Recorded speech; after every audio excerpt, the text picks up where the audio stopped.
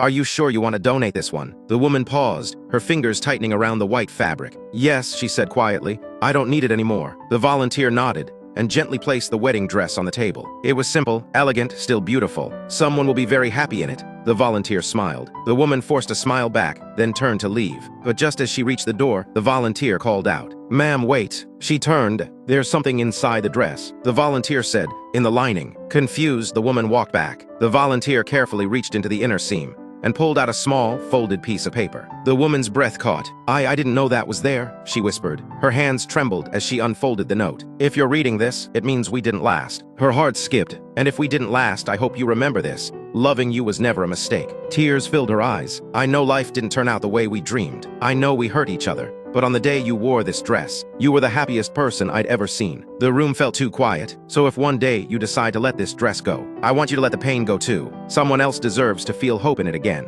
Her lips began to shake. "And if you ever doubt whether you were loved, read this again. You were." She lowered the note slowly, tears falling onto the white fabric. She had blamed the dress for years, blamed it for the memories, for the ending, for the heartbreak, but the truth hit her all at once. The dress wasn't holding pain, it was holding forgiveness. She pressed the note to her chest and laughed through tears. "I thought I was giving this away because I was done," she whispered. "But maybe I was ready." The volunteer watched silently as the woman folded the note and tucked it back into the dress. "Leave it there," the woman said softly. "It belongs with the dress." She took one last look at the white fabric, no longer heavy with regret, and walked out lighter than she'd walked in. Because sometimes, letting go doesn't mean losing something. Sometimes, it means finally understanding it. Question: if you found a message like this from your past, would it bring you peace or pain? Type "I choose healing" in the comments. Subscribe for more emotional stories that stay with you long after the last line.